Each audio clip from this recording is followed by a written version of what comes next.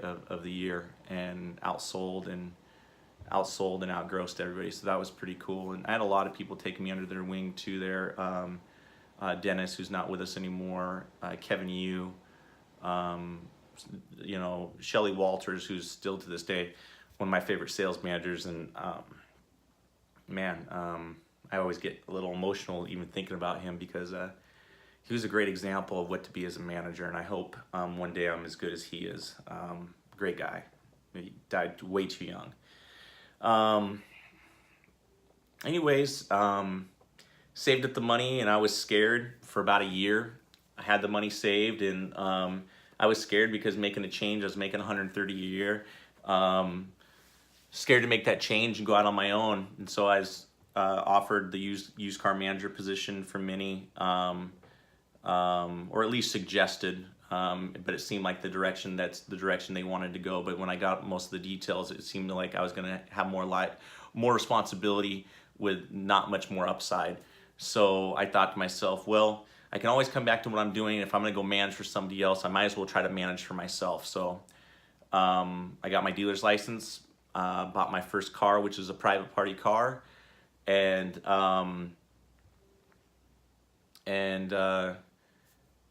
sold it, and kind of became addicted to, I could do something here. But I still hadn't left BMW at the time. So I went ahead and told the managers what I was going to do, and they're really great with me. The ownership there, Manfred, Warner, they were awesome. They actually, when I left, they sold cars to me wholesale, and we were a good team. Darren Buck really mentored me, who's a guy that I really admire and respect. Helped guide me. Even Al Cheney, who that guy helped me make a lot of deals as a salesman. Needing more money for customers' trades, he helped me out. He was a mentor as well. Darren Buck was a game changer for me, though. How that guy did business and just in general who he was. He set a really good example as a businessman, and I really respected him and still do to this day. So I remember my first business plan. So I leave this job, and I'm sitting at home, and I go, wow, I really didn't write out a business plan to this. Uh-oh, what do I do, right? Literally, that's what happened. Tells you where I was mentally at that point, like just young. I was 24 years old. So I remember writing down that I had to talk to 25 humans on the phone. I had to go appraise 5 cars, whether they be dealer cars or private party, and I had to buy one. I had to figure this thing out, right? Well, I only had to do that for about 1 to 2 weeks. Just that discipline,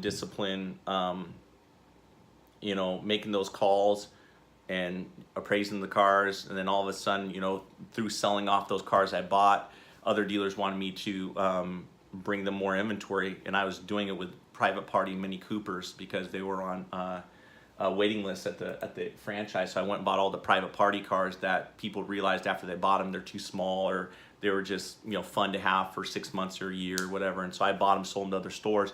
They were good merchandise. They sold them real quick, and so they wanted more cars. And so, but why would they buy from this 24-year-old wholesaler? And so I was like, well, hey, if you want more cars from me, you're gonna have to sell me your cars. And so it's kind of a, hey, it's got to be win-win both ways. And so that's kind of what started the whole wholesale.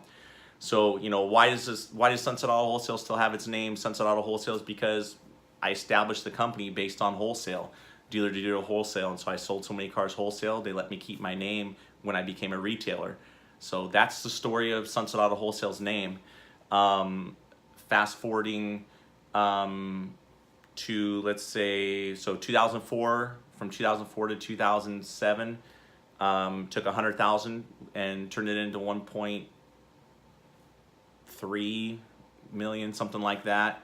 I was doubling my net worth every year, working my ass off, gained I was up to 265 pounds, let my health go, all I did was work.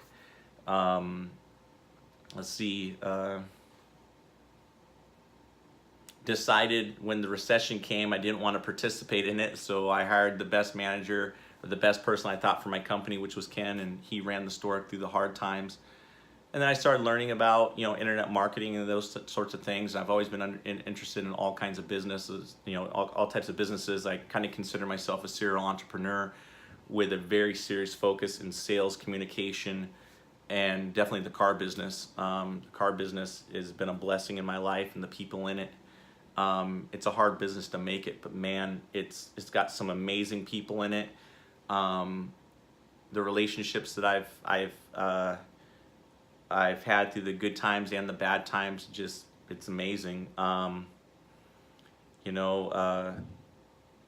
Chances are if you're watching this, you're either somebody that works for Sunset Auto Wholesale or somebody who's a fan of me or maybe something I've done, or a friend or whatever. And all I can tell you is, dream big or dream small, it costs you the same. It's that priceless time. And in the Bible it says that you can do all things through Christ who strengthens you, and I'm just a simple example of actually believing that. So I don't have the confidence by myself, but it's the confidence through belief in the Bible and what it says about me and what God of the universe says about me, that I believe that I can do all things. And so that's why I've done some pretty cool things, I think, for my age, and considering the economy and everything that that I've been in business in. It's been a pretty amazing ride, and I'm just getting started, and I feel like as a company we're just getting started.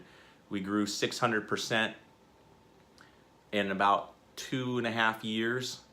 Greg Hemingway was a huge part of waking me up into what the possibilities were, and so Greg, I appreciate that. You really opened my eyes to what the possibilities were as far as expanding.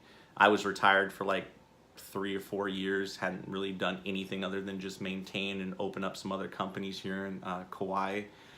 So that was an adventure, to say the least. I went through and experienced some of the worst things that a business owner could experience, and I will tell you, the good far outweighs the bad. So whenever you feel like you're at rock bottom, there's an amazing upside that you just can't quit. You got to power through it, and the best thing is yet to come. And I really believe that on any level in life, from the standpoint of through your failures and through your successes, has made you who you are right now. And you've never been more prepared for today than today through your successes and those failures. So today is actually the best day of your life. So, that excites me every day, because I believe today is my best day. And some days I win, some days I lose, but every day I learn. And I don't even believe in losing. It's you either win or you learn. And thank God I've been so fortunate to even make this video for you guys now, and that you guys actually have enough interest for me to want to make the video. I've had employees tell me over the years to do this, and I'm just finally just like, fine, I'll do it. You know what I mean? And so that way everybody can hopefully get some inspiration. But you can truly do anything you set your mind to it, and the only way I know how to do it is through my faith in Jesus Christ. So it's changed my life, and he'll change yours. But I hope this is informative, and I hope you get some inspiration from this again. And I hope I see you or meet you, or if I work with you, man, I'm just so grateful for you. I don't have to do what I do, but I get to do what I do, and I feel lucky. The world owes me nothing, and it's pretty cool that I'm making this video now. I'm actually not nervous about it anymore. I started off that way, but now I feel pretty stoked to be doing it. So I'm gonna sign off here, and look forward to seeing you guys again on another video. Take care. Have a great day.